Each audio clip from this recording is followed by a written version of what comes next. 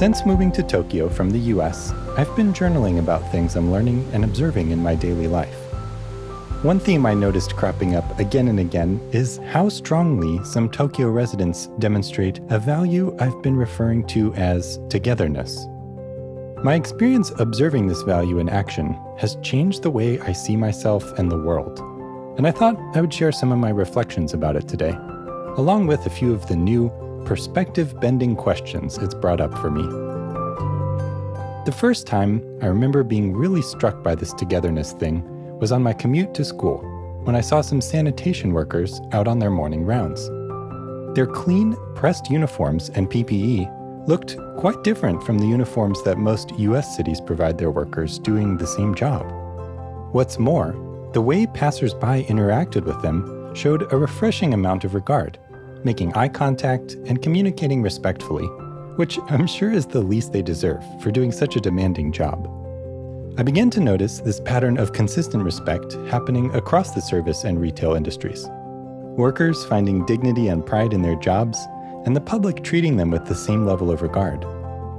As someone who spent many years working in these industries in the US, this came as quite a surprise to me. It revealed some lingering prejudices about certain types of jobs that I need to rectify in my own head as well.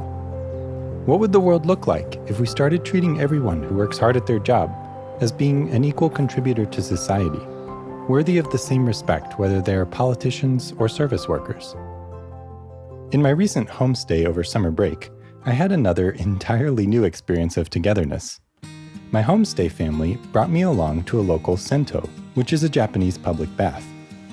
Upon arrival, bathers are separated by gender to change and shower.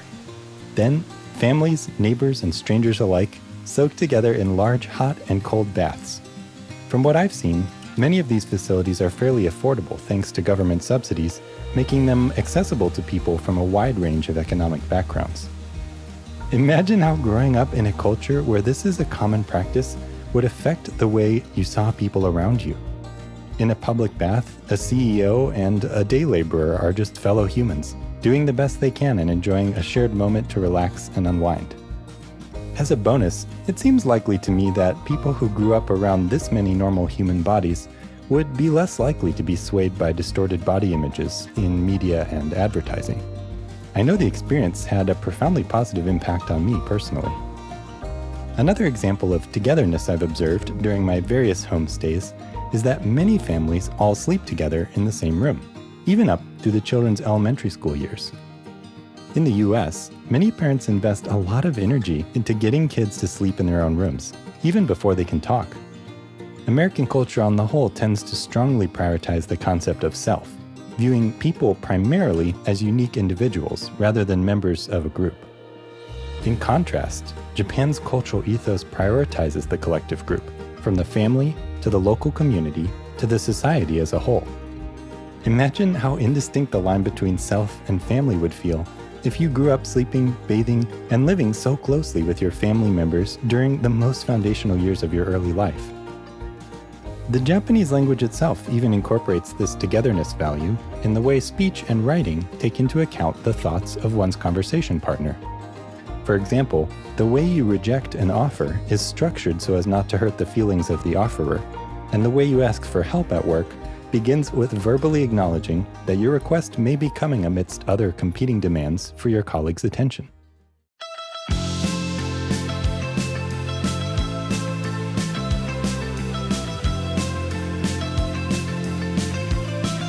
Before moving here, I had seen several interesting statistics about life in Tokyo that seemed too good to be true. For example, even though I'm now living in the largest city on Earth, it's also one of the safest and cleanest. Tokyo produces 5 times fewer CO2 emissions per capita than Chicago, which means my everyday life here has a significantly smaller environmental footprint. That's so wild to me given the immense size of this city. Viewed through the lens of the togetherness value and the culture it arose from, though, some of the striking differences between these two cities start to make a little more sense. And that's just what I've been able to pick up from my perspective as an outside observer. These anecdotes likely only scratch the surface of the countless other societal elements affected by this value. To be clear, I believe it's short-sighted to definitively conclude that any one culture and all its nuances is objectively better than another. But at the same time, learning to think about togetherness in new ways has begun to change me at a fundamental level, and has inspired me to consider how I might apply this value more intentionally in my own life and in all my future communities, wherever they may be.